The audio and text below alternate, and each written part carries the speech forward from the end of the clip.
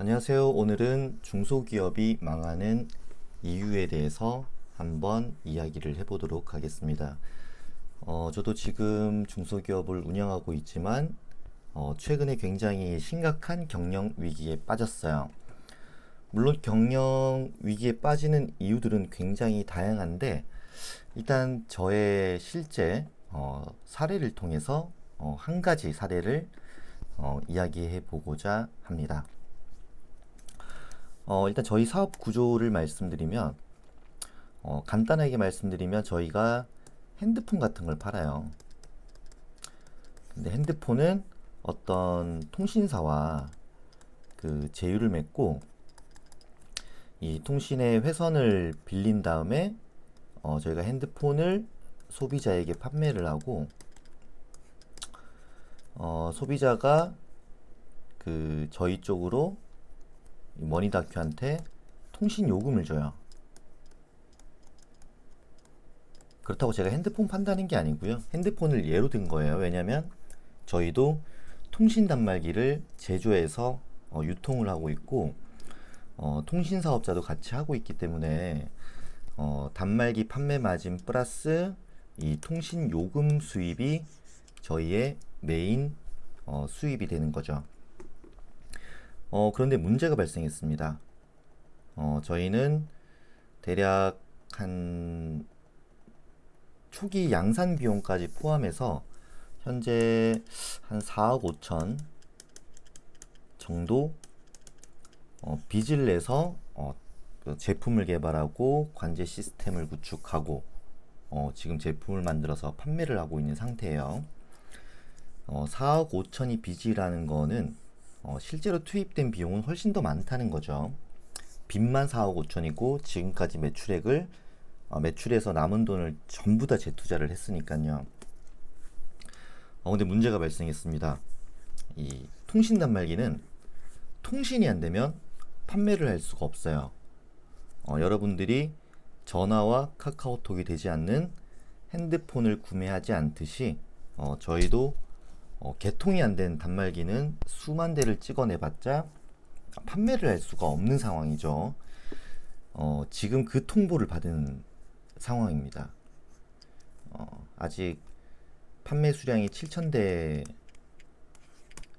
그러니까 생산량이 7,000대고 아직 이걸 다 판매한 건 아니고 7,000대만 개통을 허가해주고 그 이후로는 개통을 해줄 수 없다라는 이제 확실한 통보를 받은 게 저번 주 목요일날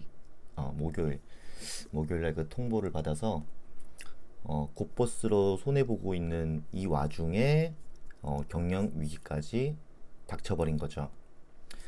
자, 그러면은 경영자의 입장에서 어떤 선택을 할 수 있을까요? 저희가 개발 및 제조를 한 이 핸드폰을 팔 수가 없는 상황이에요. 그러면은 부도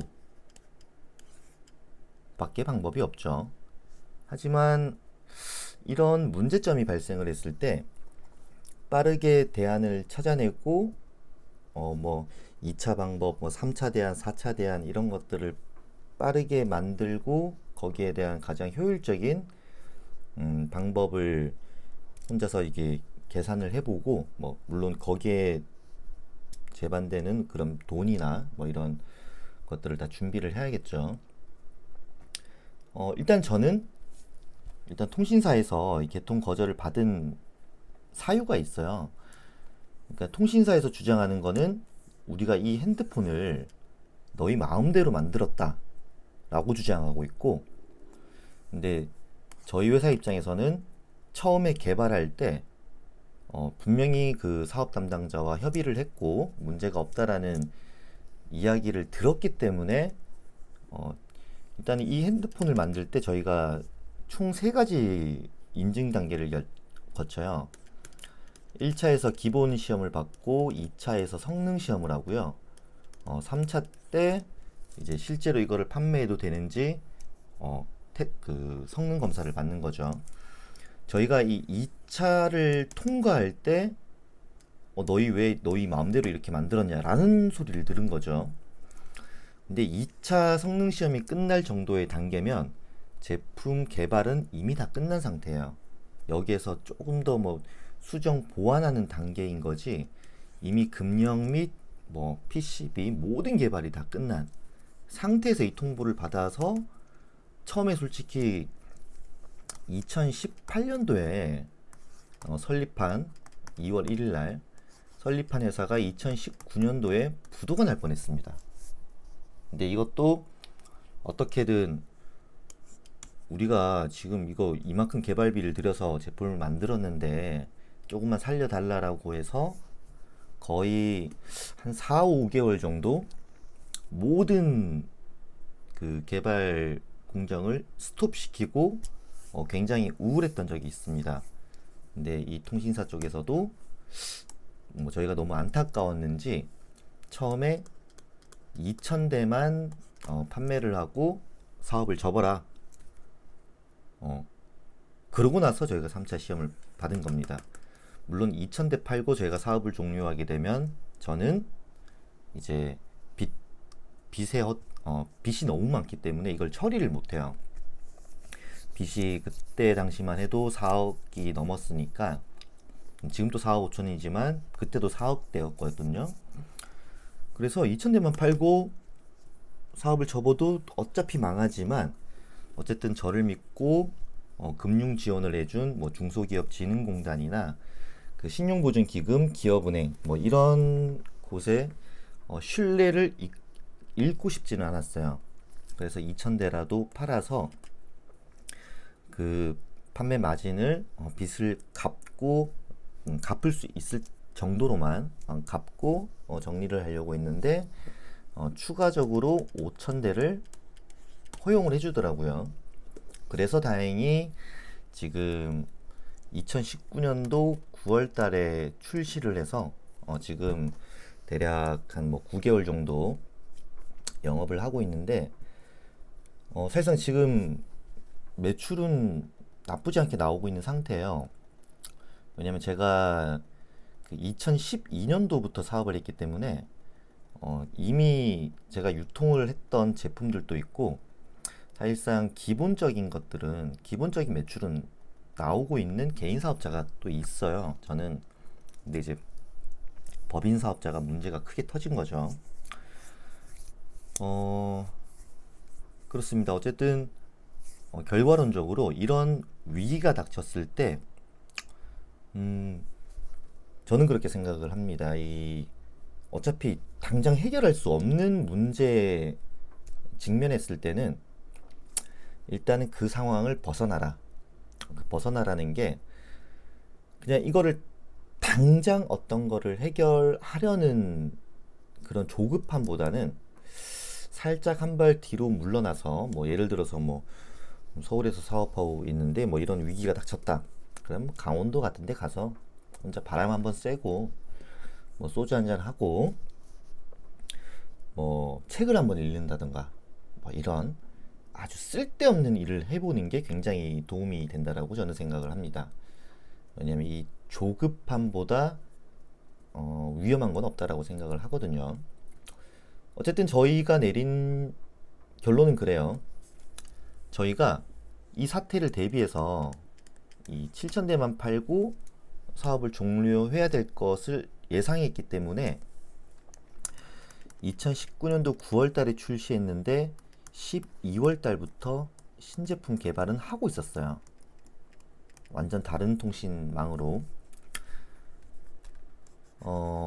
근데 중소기업이 돈이 있어봤자 얼마나 있겠습니까? 이 신제품 개발하는데 또 수억 원의 돈이 들어가고, 그 양산 비용만 또 몇 억 들어갈 거고, 금형 개발비, 뭐 사출, 뭐 이것저것 또 비용을 하다 보면 최하 한 4억에서 5억 잡아야 돼요. 근데 작년 2019년도 9월 달에 제품 출시한 중소기업이 어떤 돈이 있어서 이 신제품을 개발을 하느냐? 말도 안 되겠지만 해보면 다 돼요. 왜냐면은 이 돈을 한 번에 투입하는 게 아니고 다 계약할 당시 계약금을 주고 뭐 중도금, 잔금 이런 식으로 결제가 이루어지기 때문에 매출에서 나온 순이익을 전부 다 재투자를 하면 어떻게든 신제품을 개발할 수가 있어요. 하지만 이거는 기간이 최소 1년이 걸립니다. 근데 저희는 지금 2020년도 6월이잖아요. 한 9월쯤 되면 이제 팔 제품이 없습니다. 굉장히 심각한 위기죠. 그래서 이 신제품은 오래 걸리니까 조금 빨리 나오는 신제품을 개발하기로 결정을 내린 거죠. 뭐 그 얘기를 누가 못하느냐라고 하는데, 그런 선택을 하고 빨리 움직일 수 있느냐가 문제인 거지. 사실 선택은 쉬워요. 그냥 뭐 하면 되니까. 그래서 어떤 문제가 생겼을 때 그 생각을 무조건 해결할 수 있다. 무조건 해결할 수는 있다. 다만 시간이 걸릴 뿐이다. 뭐 이 생각에만 변함이 없이 어떤 일을 진행하다 보면 다 방법이 생겨요. 물론 저는 지금 방법이 없어요. 왜냐하면 지금은 당장 돈이 없습니다. 그래서 중소기업진흥공단에 이제 신제품 개발 뭐 그런 자금 지원을 신청을 했는데, 또 최근에 코로나 사태로 인해서 저 같은 중소기업들이 어마어마하게 많이 지금 대출 신청을 해놨더라고요. 그래서 오늘 대출 심사에서, 서류 심사에서 뭐 떨어졌다라고 오늘 문자까지 받아서 오늘 굉장히 우울한 하루죠. 통신사에서 저번 주에 이제 뭐 추가 개통이 안 된다는 통보를 받고 추가적으로 대출이 되지 않는다는 통보도 받고 한 일주일 사이에 2연타를 맞은 상황이죠. 하지만 저를 조금 위로해 준 게 오늘 코스피 지수가 조금 내려가서 이제 곧버스가 굉장히 큰 폭으로 상승하면서 마이너스 2%로 간 거. 원래 제가 손실이 마이너스 26%까지 갔는데 어쨌든 하여튼 그걸로 조금 위안을 삼았어요. 오늘 같은 경우는 그렇습니다. 그래서 그 매출액이 2018년도가 제가 아마 2억 5천 정도 했었고요. 법인 사업자만. 2019년도가 아마 5억 정도 했고, 올해가 대략 10억에서 12억 정도 나와요. 매출액이. 왜냐면 계속 매출액이 우상향하고 있고, 제품 출시를 2019년도 그 9월 달부터 했기 때문에 매출이 본격적으로 상승하는 이 시기에 이제 돈을 조금 벌어보려고 하는 이 시기에 사업을 못하게 된 굉장히 암울한 상황입니다. 하지만 이런 위기 상황이 왔을 때 절대로 주눅 들지 말고 한 발 물러서서 무조건 해결할 수 있다. 뭐 요 생각만 변치 말고 여러 가지 대안을 짜 나가고 진짜 그거를 실행에 옮기다 보면 모든 것은 해결된다 라는 주의로 사업을 하고 있습니다. 물론 제가 이렇게 운영을 해보다가 말아먹게 되면 다시 영상으로 한번 리뷰를 올려드릴 거고요. 뭐 저는 그래도 나름 제가 그 나이가 26살 때부터 사업을 했기 때문에 굉장히 저만의 그런 자부심, 그리고 지금 제가 하고 있는 이 사업에 대한, 왜냐면 저는 처음부터 이쪽 업을 했기 때문에 우리나라에서 저보다 이 업에 대해서 많이 알고 있다라고 하는 사람들은 많이는 본 적 없어요. 실무에서만큼은 뭐 이론적이나 뭐 기술적인 이런 부분은 다른 전문가들이 많지만 이 업을 이해하고 실무에 저보다 강한 사람은 없다라고 저는 확실하게 믿고 있기 때문에 마음은 굉장히 아프지만 오늘 곧버스가 위로해줬고 저는 끝까지 해결해내서 매출액을 한 30억까지 끌어올린 다음에 또 여기 영상에서 또 자랑도 좀 하고 뭐 이런 좋은 그런 영상이 됐으면 하는 바람입니다. 그리고 제가 그 사업을 하다 보니까 이 주변에서 그 엄청나게 많으신 분들이 망해요. 사실상 제가 아는 지인들도 그렇고 뭐 팁에서도 많이 나오지만 중소기업이 망하는 이유는 일단 이렇게 5가지가 아닌가. 왜냐면 제가 가장 많이 봤던 거기 때문에. 근데 그 중에서도 가장 그 많은 거는 요렇게죠. 솔직히 말도 안 되는 이거는 이번에 저는 크게는 신경 쓰지 않았던 부분인데 이번에 질병 사태로 인해서 조금 요거를 관심 가진 거지 사실상은 거의 다가 이 4가지에 속하지 않느냐 라고 확신을 하고 있습니다. 근데 뭐 이해가 안 되는 부분도 있을 수도 있어요. 왜냐면 회계 지식 부족. 그 대부분의 대표자 분들이 회계 지식이 없는 분들이 생각보다 많습니다.